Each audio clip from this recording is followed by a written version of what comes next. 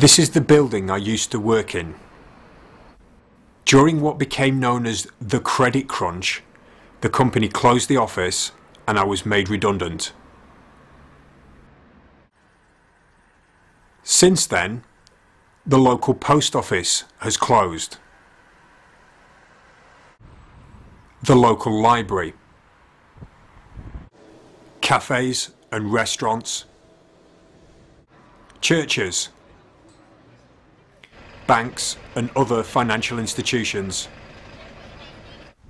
many of the local pubs and several of the local shops have also closed down.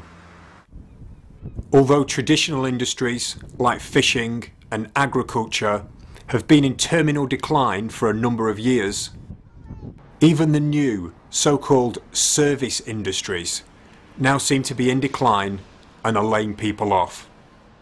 There is a widely held acceptance that the current financial, legal and social systems are there for the greater good and for the benefit of everyone. After all, that's why we elect politicians and councillors, to look after us and society and to do the right thing. Increasingly though, certain people are beginning to question the systems under which we live, and more importantly, they're looking for alternatives. This isn't new. If a picture can tell 1,000 words, then this cartoon from 1795 aptly and accurately expresses the situation many people find themselves in today. John Bull is the archetypal English working man. Here he is being slowly ground down by political elites and financial parasites. There are people who regard the current system as a kind of open-air corporate prison. There are other people who say that either the inmates will start to want their freedom, or in any case, the prison walls will start to collapse. Either way, it appears that the current system is not working. Or it's working for a select few, but for many, it's starting to come apart at the seams. I came to a social housing project in the city of Preston, northwest England. This is one of the better projects.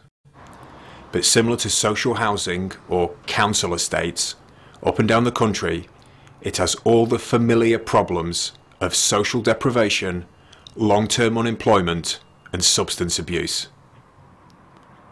Perhaps the most damaging problem affecting such places is the sense of bitterness and despair pervading every aspect of people's lives. It's all too easy to dismiss the people living on such projects as work-shy or scroungers, but these people are an integral part of our society, and if the system fails to provide meaningful employment, strong community ties and a sense of hope, then such places will grow in number and will remain in a downward spiral. I spoke to Gordon, one of the residents on the estate, an able-bodied man who was actively seeking work. My name is Gordon, I'm aged 51 years of age and I've lived in Preston all my life. There is very little job opportunities in Preston. There is nothing, not so much work at all. It was okay in the 50s and 60s until the late 80s. We had a lot of manufacturing industries. We had GEC, British Aerospace, Thorn Lighting, BTI, Gossies, and since then they have all gone. Everything is sort of catering work or computer work, but there's not many opportunities for them neither. The place where I go, there is 500 people going that have been unemployed for more than 2 years, and there is very little job opportunities left in Preston. How long have you been unemployed? Oh, I've been unemployed for 9 years. I've had little bits of casual work at Christmas, like Royal Mail or different warehouses, but to find a full-time secure job in Preston is more or less impossible. What hope have you got for the future of Preston? At the moment, the hope for the future in Preston is not there. It doesn't seem to be any hope in the future at all. It's looking very bleak. Gordon was one of the lucky ones. At least he had a roof over his head, his health, and a fairly stable life. However, people who had completely fallen by the wayside were an increasingly common sight on the streets of Preston. Homelessness and alcoholism were rife. I spoke to one of their number. Keith was another able-bodied, intelligent man who in better circumstances could have made a positive contribution to society instead of being consigned to a life of destitution. Well, my name's Keith. I've been out sick for 16 years now, well, thereabouts, 15, 16. And the reason I started out sick, I left my job. So we took a load of bonus offers, MPH windows. We took loads and loads of bonus offers. We expected to get us more work out from less money. So I had enough of it, I left. I had a nervous breakdown because me and my wife split up over it. And then I ended up in my mum's. That didn't work out because she died after a while. And my brother, my twin brother, Kenneth, he got out of that house. And we just didn't get on. And after that, I ended up back on the streets. I've been sleeping here and there, up in the couch surfing for the last maybe 15, 16 years, an odd hostel. I've tried to get flats. You've got to wait about 6 years in hostel, where you're not nice places, real bad atmosphere, because a lot of them, being in and out of jail, coming out of jail, and it's right negative energy. And a few times my room's been broken into, and staff search your room at least twice a day when you're out, in case you've got drugs or alcohol in it. So I don't bother at hostels anymore, I just sleep on the street. I've been like that now for about 3 years now. I've not been in any hostels. Don't touch them. And that's about it, really. So, what do you think of what do you think of the future of Preston? I can't see there being one. Just can't see it. Oh, if there is, it'd be very, very shit. Something words I can use, shit. I've been in London, I've been Birmingham, I've been Manchester. Up money's in London, down south, it's not up north. It's horrible. I'm moving on soon, I'm not staying here. I'm going to go back down south. Because it's negative attitude as well around here, I've noticed. Because there's not much work, there's not much money. We're travelling around, I notice these things. People are so miserable. Most of them, well not most, but there's a lot of them like that. And all they want to do is beat you up. I don't know what it is. I can't put my finger on it, but there's something there what's not right. I think it's because everyone's on a downer.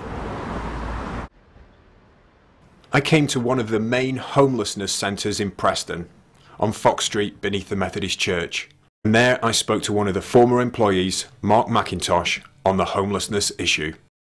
It is a big problem. It has been for years. I walked through, when I was working late at night in various other establishments, I would be walking home at midnight and there'd be at least half a dozen people sat on shop doorways looking, for a handout, asking if they could have, some food or something to drink, and it is a really big problem.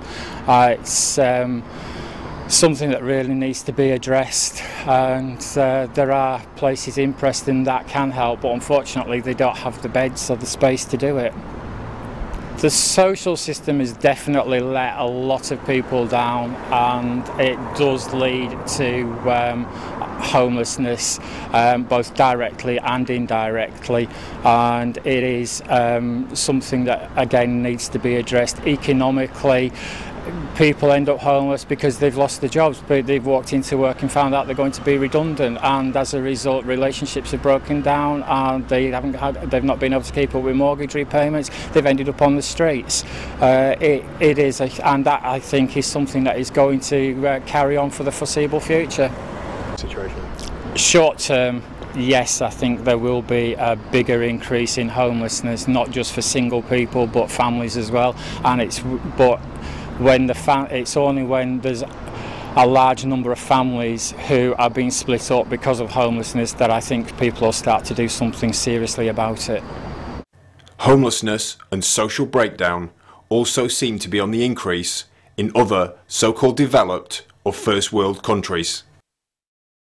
If you haven't seen this story yet this morning, you need to stop what you're doing and take a look. The images will stun you. Up to 50 people are reportedly showing up to the tent city each week. Many of them have lost their jobs and consequently their homes. NBC's Michael Oku joins me now live from Burbank. Michael, you know, a lot of people commenting on this on Twitter to us this morning. Jane Co wrote that she saw this morning. She said it's very sad and an upsetting state of this country's affairs. I know a lot of people who are going to watch your report right now are going to be surprised by what they see and hear. Oh, they're certainly going to be surprised if they haven't seen these images before, Monica. I mean, it is awfully bad, and there's no sign that it's getting better anytime soon. And there's a terrible irony in all of this. About a century and a half ago, this area around Sacramento was basically the center of the gold rush. Prospectors pitching their tents along the banks of the American River in order to strike it rich. And today what we see is regular Americans pitching their tents, sometimes in the shadows of downtown Sacramento's skyscrapers, in the hopes of basically buying more time, or simply because they just don't have any other choice. The shelters in and around the town are absolutely overflowing with people. We understand from authorities that there's some 1,500 or so people living in these 10 cities, and as you mentioned, with 50 newcomers joining them essentially every single week. The images, as we look at this, people making their lunch or their dinners, are absolutely striking. What you're seeing, for the most part, are regular middle-class Americans, many of them who had lived from paycheck to paycheck, down on their luck when they lost their job and then their car and then their home, a pattern that we have seen repeated across the country. And many of them now living in these shanty towns that are reminiscent, as you can imagine, of what we saw, at least the images we saw from the Great Depression.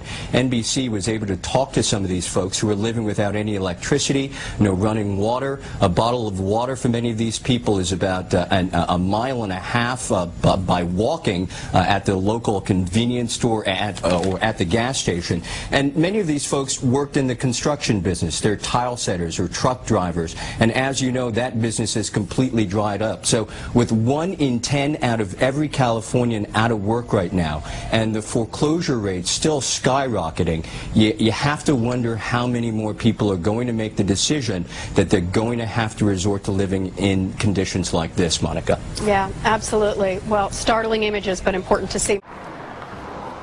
Just behind the social housing project happened to be one of the largest universities in the northwest of England. Known as the University of Central Lancashire, it boasted 35,000 students. If people like Gordon and Keith were at the bottom of the social pile in Preston, then surely the graduates from the university were the people who would one day be at the top. Your future, our commitment, reads the university poster.